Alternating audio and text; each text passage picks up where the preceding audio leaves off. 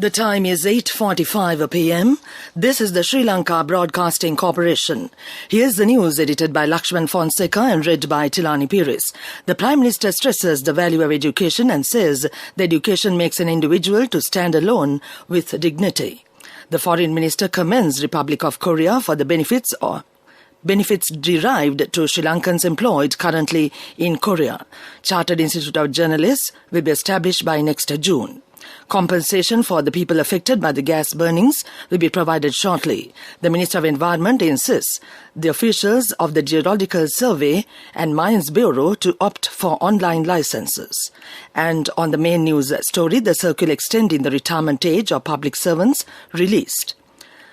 And on international news, North Korea test fires hypersonic missile.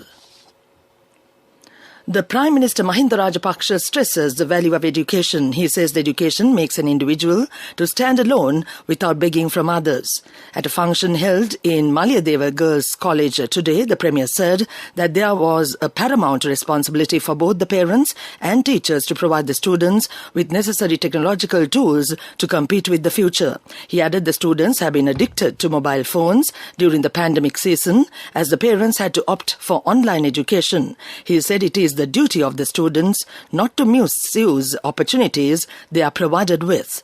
The Prime Minister declared open the 3-storied building constructed for the school day. Today, the Ministry of Education had spent 9 million rupees for the construction of the building. Foreign Minister Professor G.L. Pires held discussions in Seoul with Deputy Prime Minister and Minister of Education of the Republic of Korea, Yoo Young-hae.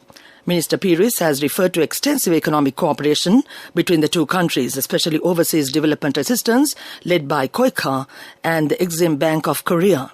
Minister Pires expressed his appreciation of the benefits derived by Sri Lankan, referring to the 22,000 Sri Lankans employed currently in Korea. The minister also said that the Korean language had been adopted as a subject for the GC Advanced Level examination in Sri Lanka by the year 2023. The Deputy Prime Minister Yoo Young-hae, responding to Foreign Minister Pires, said that the government of Korea would consider extensive assistance for initiatives in the field of vocational education and training in Sri Lanka. Chartered Institute of Journalists will be established by next June. Minister Dalasala Peruma says the institute is established to meet issues faced by the journalists and also to provide a better future for all the journalists in the island. The minister made these remarks at the opening ceremony of the Government Information Department branch in Trincomalee today.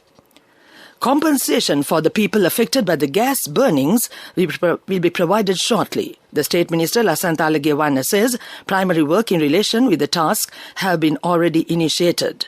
Meanwhile, Litro has decided to streamline the manufacturing of domestic and commercial gas cylinders. Litro Gas Lanka Limited says it has already taken steps to increase its manufacturing capacity. Litro Gas Lanka Senior Manager Chamani Herath Patirage says that the company has already released 220,000 cylinders to the market over the last 2 days. The senior manager also said the company has taken measures to provide a maximum of 90,000 to 100,000 LP gas cylinders to the local market daily. She said the company is optimistic that with the fast issuing of the stock, the gas shortage in the market would be fulfilled in a short period of time to settle the current gas issues. This news broadcast comes to you from the Sri Lanka Broadcasting Corporation. Sri Lanka Insurance Motor Plus, the best option.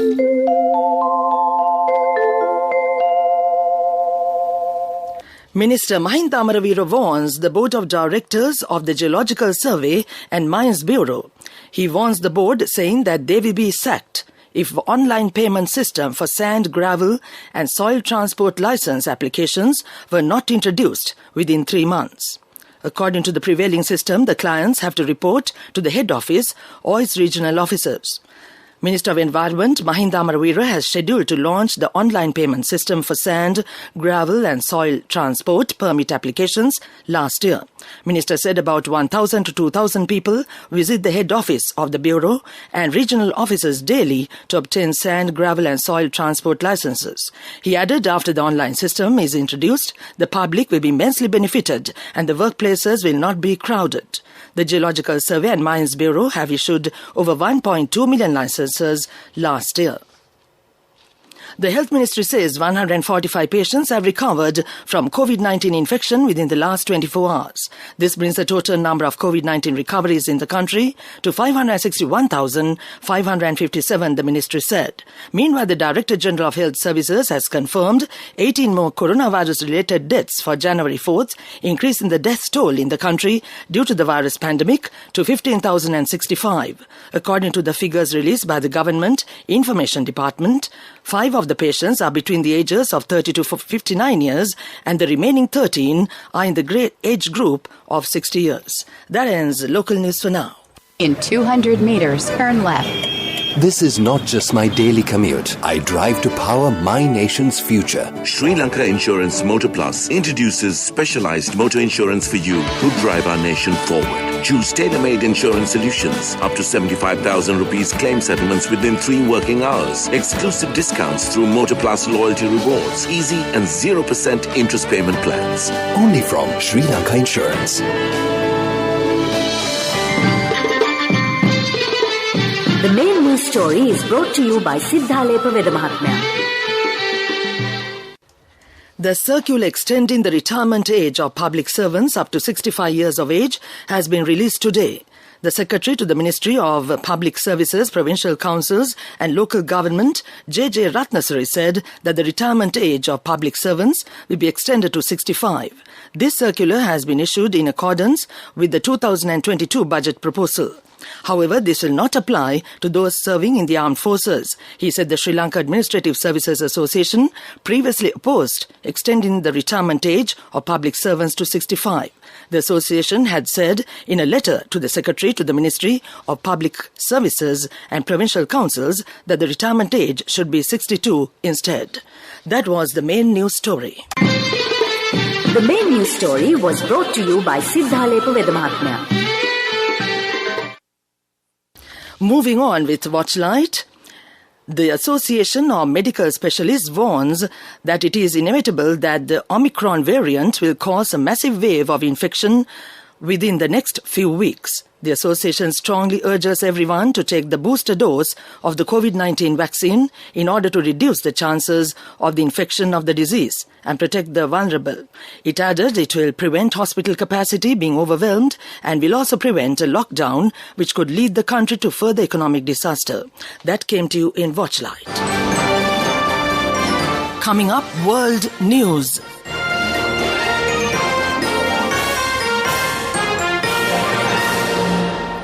World News headlines first. North Korea test fires hypersonic missile. Australia, Japan sign historic defense pact amid China concerns. More than 100 test COVID positive on an Italy-India flight.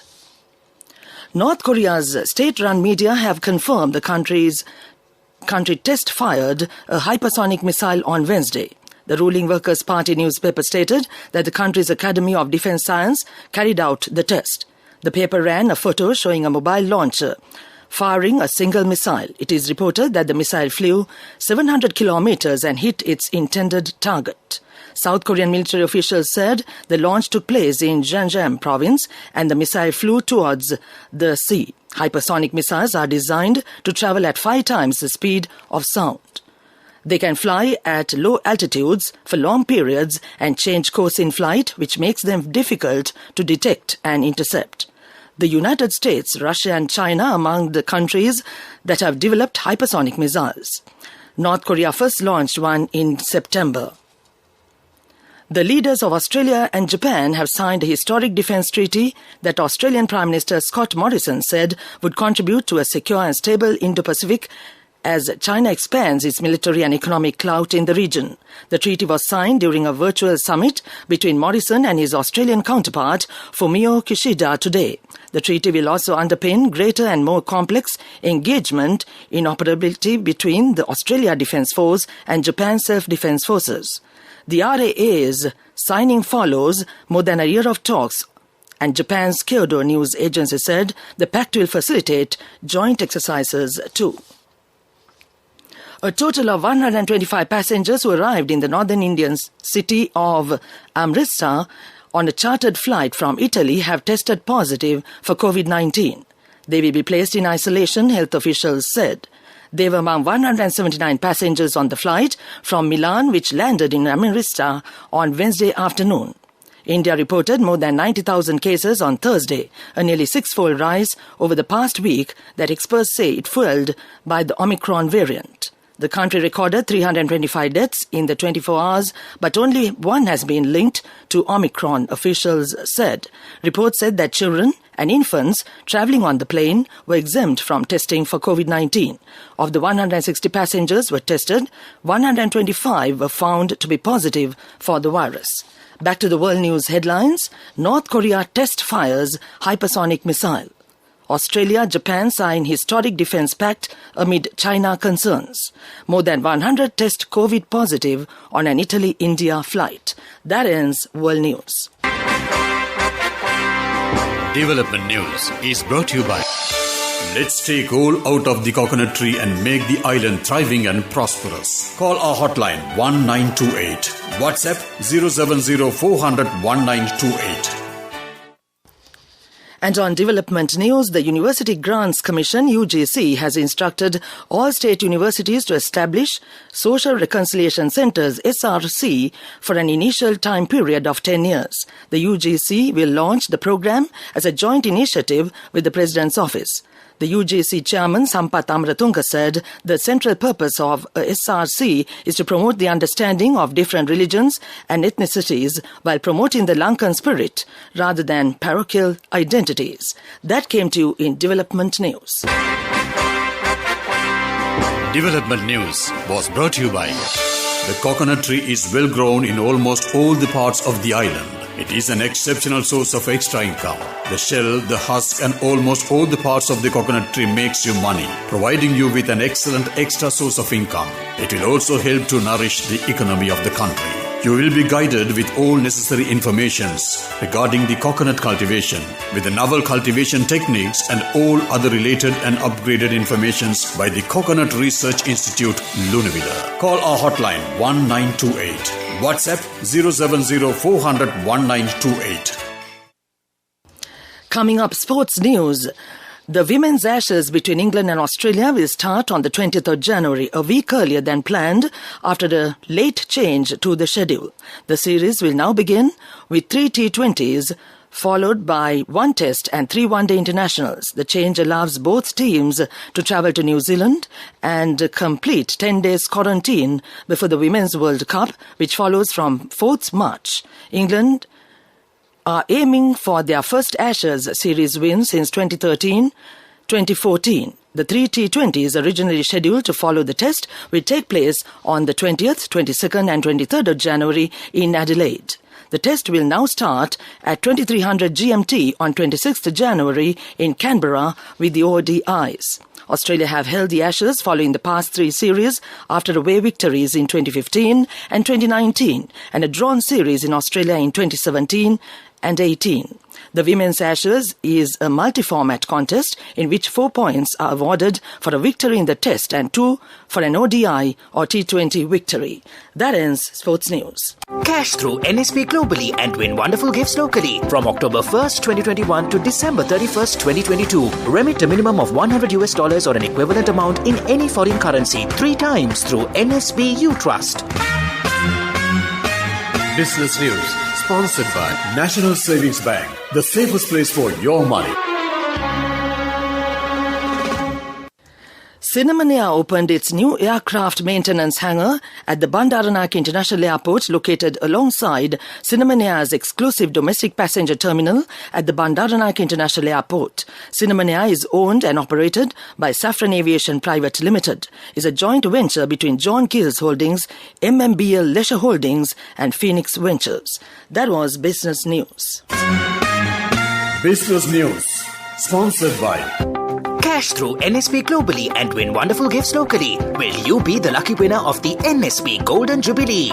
50 gold sovereigns for the top prize winner of the NSP Golden Jubilee. Scooters for the 10 second prize winners. iPhones for the 10 third prize winners. Mountain bikes for the 29 fourth prize winners. From October 1st, 2021 to December 31st, 2022.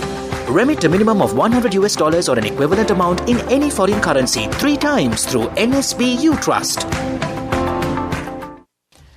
Moving on with economic news, the Minister of Tourism, Prasanna Ranatunga, says he is optimistic the industry will come to its normalcy within the next 2 months. He hopes over 125 tourists will arrive in the island within this month. Sri Lanka welcomed close to 70,000 tourists in December till Boxing Day. According to official data, it is the highest in a month since the pandemic hit the country in March 2020. The Sri Lanka Tourism Development Authority says a total of 69,941 tourists arrived in the island from December 1st to the 26th, and the total number of arrivals is 174,930 for the full year. That came to you in economic news.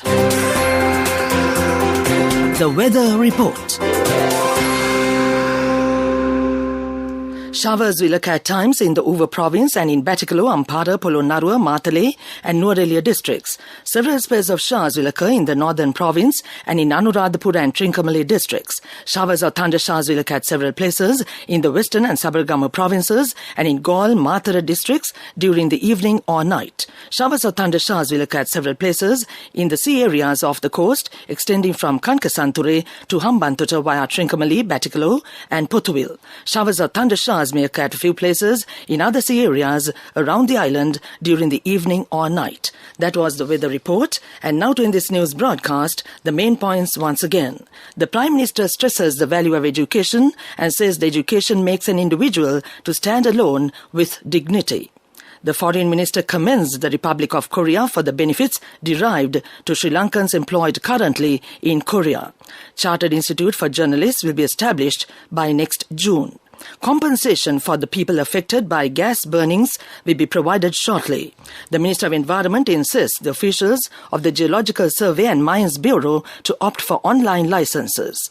And on main news, the circular extending the retirement age of public servants released. And on international news, North Korea test fires hypersonic missile. That ends this news broadcast. And now it's back to Mariela Van Dort, your hostess, on a Thursday night, as always. Back to you, Mariela.